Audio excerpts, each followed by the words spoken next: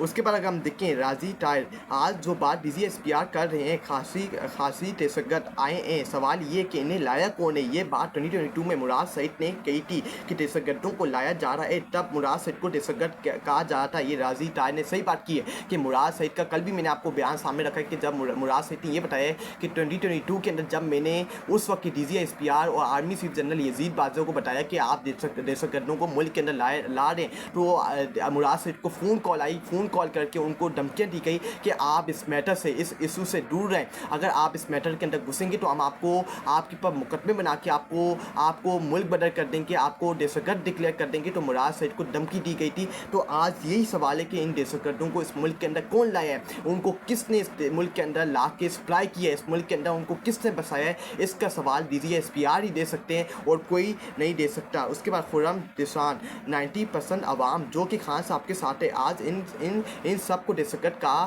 कहकर चला गया।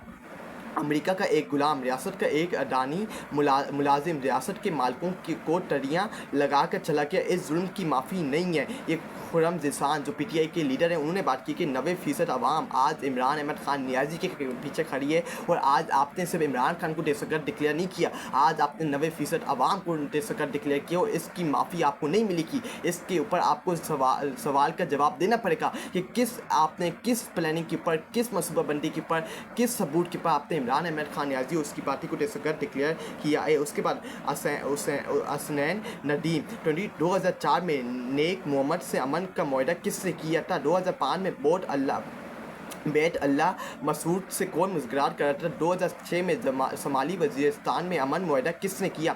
और 2008-9 में TNSM तरीके नफाज शरीयत मोहम्मदी से किससे मुआहदा किया। जब आप अपनी नाकामी तस्लीम करने और ख़ुद को जवाबदेह बनाने से इनकार करते हैं तो इमरान खान को इल्ज़ाम देना या गवर्नमेंट के गैप्स की शिकायत करना आसान लगता है। हर कोई अफादे को कमज़ोरी का शिकार नहीं होता। ये बात की है हसनैन नदीम ने कि इन सारे फ़रक़ीन से मुआहदे किससे किए, इन सारे फ़रक़ीन से मुआहदे करके मुल्क के अंदर किसने इनको लाया है, कौन इनको मुल्क के अंदर बसाया। इनके साथ मुआहदे करने के ऊपर 2000 से लेके 2025 तक आपने सिर्फ इमरान खान की हुकूमत को नाकाम बनाया कि उनकी पॉलिसी नाकामी की वजह से आज दहशतगर्दी मुल्क के अंदर फैल गई है। ये सबसे बड़ा फ्रॉड है। आप फ्रॉड नहीं कर सकते, आप झूठी बोल सकते क्योंकि अवाम बेवकूफ़ नहीं है, अवाम चूतिया नहीं है, अवाम सब कुछ जानती है और अवाम एक एक हकीकत जानती है। और ये सोशल मीडिया का दौर है, अगर आप झूठ बोलेंगे तो अवाम सारी हकीकत खोल के आपके सामने रख देगी और आपको 1 मिनट के अंदर, 1 मिनट भी, 1 सेकंड भी नहीं रखेगा कि आप बेनकाब हो जाएंगे, आपका बयानिया हवा में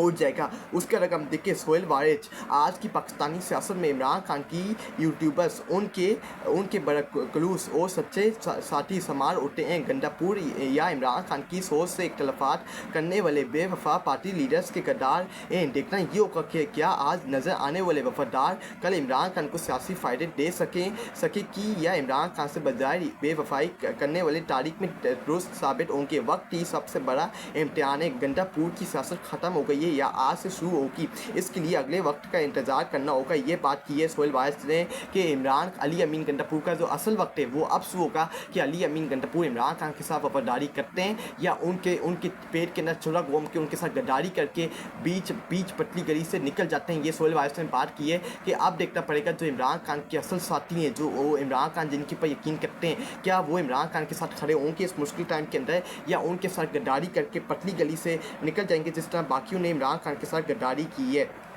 उसके बाद अगर हम देखें अहमद नूरानी पेशावर में आज की फ़ौजी तर्जुमान की प्रेस कॉन्फ्रेंस में पेशावर के साफियों की जानिब से DGSPR से पेशा वरना और गैरत मर्दाना सवाल पूछे जाने के बाद पंजाब के कुछ नाम नियात वकीलों को ये एहसास तो होगा कि इन्हें बेगैरत क्यों कहा जाता है। ये अब एहसास भी नहीं होता। ये अहमद नूरानी ने कहा है कि जो पेशावर के अंदर DGSPR की आज प्रेस कॉन्फ्रेंस हुई थी, इसके ऊपर पेशावर के साफियों ने रद्द-ए-अमल दिया है, सवाल पूछें उसके पर जो पंजाब के वकील हैं उनको एहसास होगा कि वो कितने बड़े बेगैरत हैं और उनको बेगैरत क्यों कहा जाता है।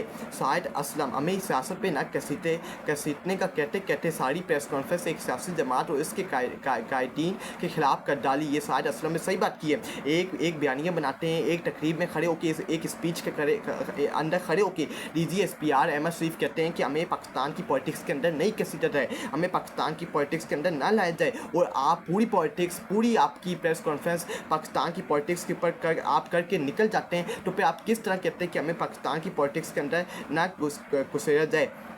उसके बाद अमाद अजहर DG साहब से सबसे पहले ये पूछा जाना चाहिए कि दहशतगर्दी और दहशतगर्द की असल तारीफ़ की क्या है। जब तक कि वाज़ेह ना हो इस ऐसे अल्फाज का जिम्मेदारी से इस्तेमाल मुमकिन नहीं। एक साबिक़ वज़ीर-ए-आज़म, मुल्क की सबसे मकबूल सियासी रहनुमा और इनके कारकुनों को इन लोगों के साथ एक ही खाने में रख देना जो फौजियों और शहरियों को मारते हैं, सिर्फ अवाम करता है। आप हुक्मरानी की नाकामी का इल्ज़ाम उन पर नहीं डाल सकते जिन्होंने हुकूमत करने ही नहीं दी जाती, बल्कि अक्सर औकात तो इन्हें मुर्तकिब होने तक की परमिशन भी नहीं मिलती। पूरी प्रेस कॉन्फ्रेंस असल दुश्मन के खिलाफ कोई ठोस बात करने के बजाय PTI के खिलाफ इस गुस्सा निकालने जैसे लगी है। उसी जमात के खिलाफ जो पहले ही मिसालें इंतकाम और जुल्म का निशाना बन चुकी है। ये बात की है अमाद अजहर ने DGSPR की प्रेस कॉन्फ्रेंस के पर उन्होंने रद्द-ए-अमल दिया है। उसके बाद अगर हम देखें मुराद सईद